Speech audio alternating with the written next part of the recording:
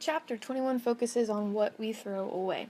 Remember, fill in your guided notes as you go through the video. You can pause and repeat as much as you need to. Keep a scratch sheet of paper for any potential questions you may have for your discussion post for Chapter 21.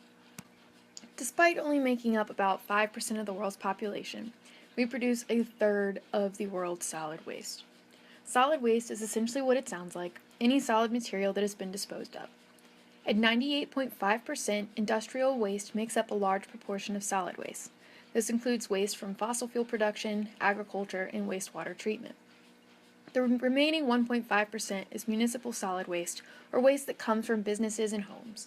This last category is what most people refer to as garbage. The largest growing category of municipal waste is e-waste or electronic waste. We are introducing new technology every single year without considering what impact this has on our already large solid waste problem. No one likes to have outdated technology, so the faster we replace the technology we currently have, the faster our waste problem grows. This waste can be considered extremely hazardous because it can contain lead, mercury, cadmium, and bromine, all of which are toxic metals that can contaminate the environment around their dump site. This waste includes things like cell phones, computers, and TVs. Notice that none of the pictures I have from advertisements of these products say anything about recycling or refurbishing your old products. They just show the great features that these new products have so that you feel like you have to have it. In the United States, hazardous waste is defined as any solid waste that contains one or more of 39 toxic compounds, is corrosive, is flammable, or is reactive enough that its fumes can either explode or pollute the surrounding area. Now this is the concerning part. This definition excludes radioactive waste, waste from households such as cleaners, waste from fossil fuel resource acquisition, hydrocarbons, cement, kiln dust, or waste coming from any businesses that generate less than 220 pounds of hazardous waste per month. That is a huge list of exceptions that honestly shouldn't be something we consider to be acceptable. We currently are not controlling up to 95% of the hazardous waste we dispose of in the United States. Hazardous waste doesn't normally break down very well in nature. It is generally very persistent, so these dumping sites are completely unusable for the future without further cleanup measures that will cost in the billions, if not trillions, across the country. Well, what are our options? How do we fix this? There are two major ideas here: waste management or waste and pollution prevention. Waste management is a high waste approach that incorporates burying, burning, or shipping hazardous waste elsewhere. This still has a lot of waste coming into the system, but it is the approach that the United States is currently taking, at least for the majority of our waste. The second option, waste and pollution prevention, is a low waste approach that views waste as a potential resource and incorporates recycling, composting, or reusing the waste. This is the ideal situation because it reduces the waste overall, so we don't have to focus so much on how to handle it at the end of the line. Scientists estimate that using a low waste approach could reduce waste by 60 to 80%. Our major solutions from best to worst are reduce, reuse, recycle and compost, incinerate, and burying the materials. Why is this something that should work better? We are reducing the amount of resources we need, which brings a lot of benefits with it. Needing further materials decreases the amount of pollution we see as a result of resource acquisition. We improve the health and safety of those that work in the field, and decrease the amount of money we spend on cleanup measures after the fact. How do we achieve this? It isn't just something that industry needs to take care of on their own. We as a society need to consume less overall. Manufacturing processes need to be redesigned to use less materials as well as waste less materials. The products we create need to last longer and be easy to fix in order to prevent a high waste turnover rate. Like the packaged bananas you see on the screen, we need to eliminate unnecessary packaging. If you look at your trash can, a vast majority of the trash you'll see is the packaging that your products came in, not the actual products themselves. And last, we can tax trash in order to help boost the morale behind reduction. Back to cleaning up the manufacturing process. There's currently a push for eco-industrial revolution. This would make the manufacturing process focused on a closed system of material flow in which we build a network where the waste material from one industry becomes the raw materials for another. In the food webs we discussed during the ecology unit, we saw energy from the sun being cycled repeatedly throughout an ecosystem. This concept follows the same idea, but the energy is in the form of resources, and the ecosystem is industry. This would be optimal, but would require a complete overhaul of our current system. Another solution would be to switch from a material flow economy, where we focus on making products for people to buy, to a service flow economy, where people buy or rent the services these products provide. Overall, we want to optimize production where we can do more for less. You've heard the saying, reduce, reuse, recycle. We say it in this order for a reason. We've just seen how we can reduce waste. Now we'll see how we can reuse it. Reusing materials is as simple as it sounds. It is the only form of repurposing materials we use that doesn't require any additional energy expenditure. This is because we are using the material in its current form over and over again. Because of this, it is the most efficient method in terms of energy and materials. When you recycle a material, the quality of it diminishes.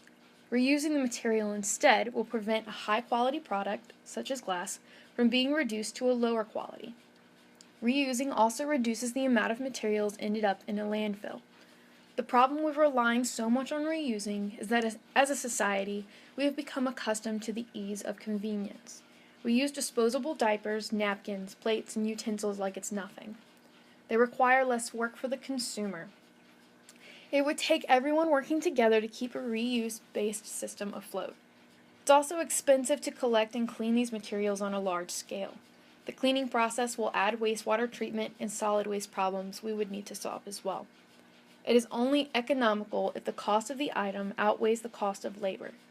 Reusing is better than recycling, but not as beneficial as reduction. Recycling is the last option of the 3 R's. There are 2 major types. In primary or closed-loop recycling, materials that are used in homes and businesses are recycled to make the same type of product again. When you put waste in a recycling bin in my classroom or in your home, it will go through primary recycling. In secondary or downcycling recycling, materials considered waste during manufacturing are recycled to be made into new products that are of a lower quality. Recycling can turn what we would normally put into landfills into an inexpensive resource to be reused in manufacturing. This reduces how much we rely on landfills and virgin materials, as well as how much energy we use to acquire these virgin materials, plus the air and water pollution that goes along with it. Currently, it is poorly regulated because our society relies too much on easily disposable materials for it to be a high priority. Currently, subsidies in the field are keeping raw material extraction prices low enough that recycling materials such as aluminum cans can actually be more expensive than mining for new aluminum deposits in certain areas. As you will learn later in this video, one of the downsides of relying on landfills for waste removal is that landfills don't allow for the natural process of decomposition to occur. There are a lot of waste materials that can be easily broken down outside of a landfill that are instead placed in the landfill because it is easier. Organic solid waste is an example of one of these materials. We can recycle organic solid waste by composting with microorganisms. Compost is dark brown, humus-like material that is rich in organic matter and soil nutrients. 35% of municipal solid waste is biodegradable, but we only compost 5% of it. It's definitely a shame because this compost would be a source of organic soil fertilizer, topsoil, and even landfill cover. There are some downsides to account for. It isn't all positive. People generally don't like the smell, vermin, and insects associated with it, and the problem is an example of NIMBY, or not in my backyard. Paper is one of the easiest materials to recycle, but we only recycle about 50% of it. Even the packaging that boasts about paper being recycled isn't truly honest. Most of the recycled aspect of this paper is coming from waste in the manufacturing process and not waste produced after the consumer uses the product. Despite the advertising, you aren't reducing solid waste by buying the recycled paper. It's still better than using paper straight from virgin materials, but still false advertising at its finest. Recycling paper saves energy and money, reduces pollution and water use, and reduces the amount of harsh chemicals we need to produce paper, such as separating and bleaching agents. Plastic is a little harder to recycle without diminishing its qualities, such as durability, unbreakability, reusability, and the fact that it is lightweight. The plastics industry is a leading producer of toxic waste, and the plastic can either be completely non-biodegradable or take 200 to 400 years to break down. Most environmentalists are enraged by this because they believe that many of the uses we have for plastics that we claim are so essential are actually just a waste of resources. How can hazardous waste be detoxified? We can use biological methods such as bioremediation and phytoremediation to detoxify waste.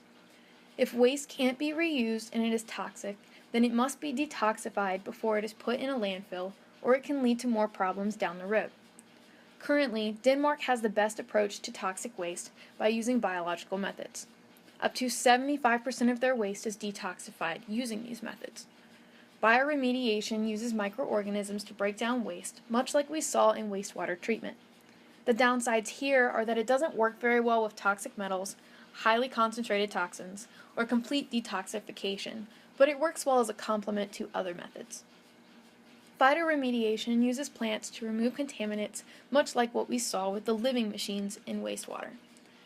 It is inexpensive, but doesn't pollute the air, and reduces landfill reliance, but it is slow, requires a lot of space, and the plants take in the toxin so they can't be used for other purposes, and must be disposed of properly. We can also burn solid and hazardous waste.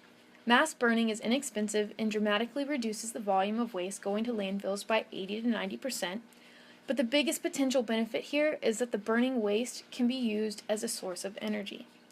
The gist of it is that as the waste is burned, the heat is used to boil water to make steam. The steam then turns a generator to create electricity. Countries such as France, Japan, and Sweden take advantage of this technology. The downsides are that it increases air pollution that is hard to predict in advance, leaves very highly concentrated toxic ash, is expensive to start up, leads to acid deposition and global warming, and does not encourage waste reduction. Reduction is the only method of waste management that prevents us from needing to bury our waste. All other forms of waste management will eventually lead to a portion of the waste material going into a sanitary landfill. Dumps are areas of unregulated waste removal. Sanitary landfills follow specific guidelines to prevent the surrounding environment from being polluted. 57% of the solid waste in the United States goes into such landfills. The bottom of the landfill is lined with a thick clay or plastic foam layer to prevent groundwater contamination. Solid waste are spread out, compacted, and buried on a daily basis by clay or plastic foam. There is a piping system for both leachate and methane removal. Leachate is a thick, toxic liquid that's really gross that settles in the landfill over time.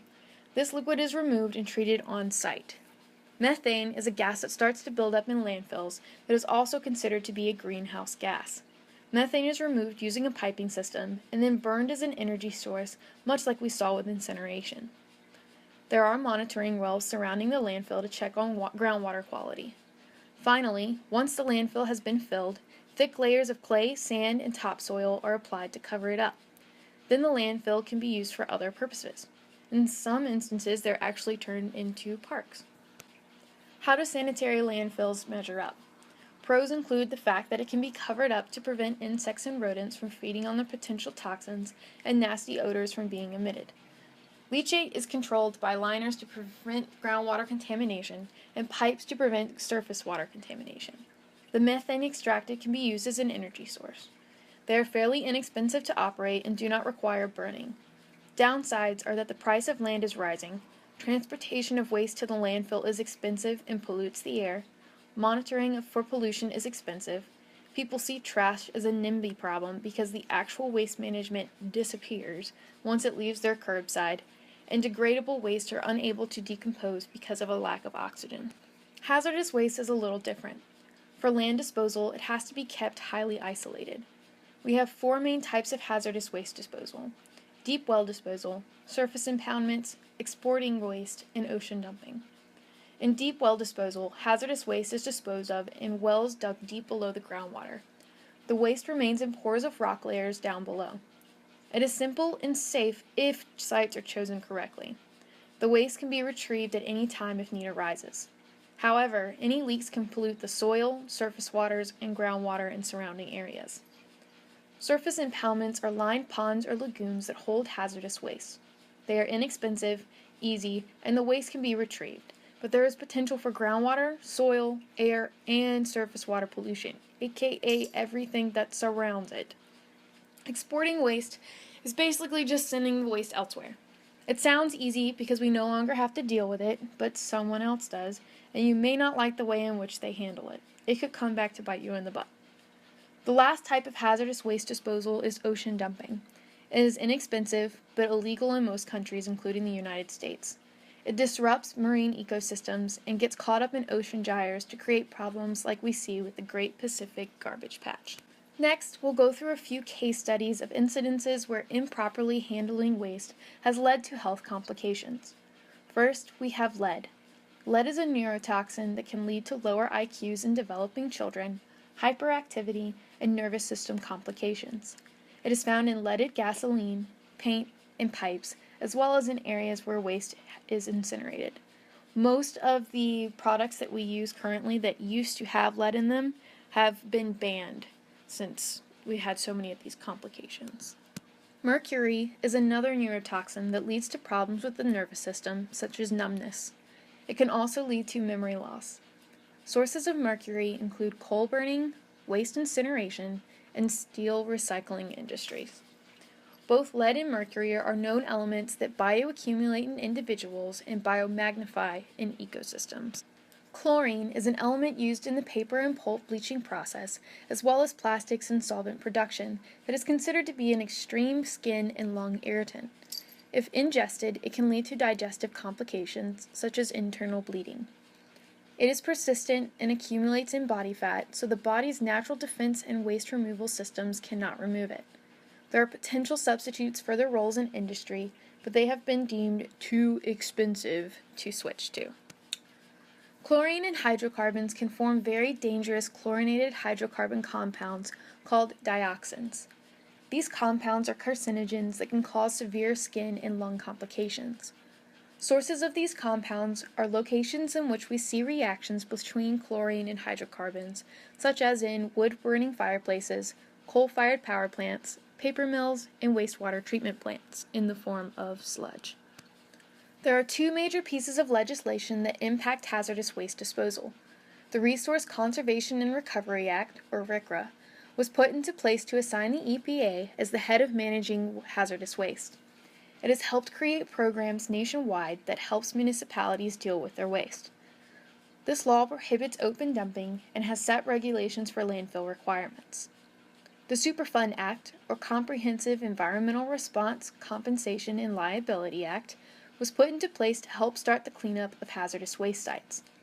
It has tried to hold the polluter accountable for the bill for these cleanup efforts, but unfortunately, the government has had to pick up most of the debt on the disaster relief here. One of the downsides of the slight failure of the Superfund Act is what we call brownfields. Many old industrial sites have been completely abandoned because it is too expensive to clean up the hazardous waste left behind at these sites.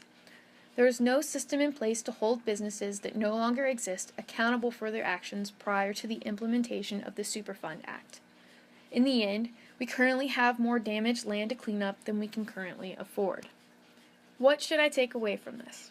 Our primary goal as a whole should be to become a low-waste society.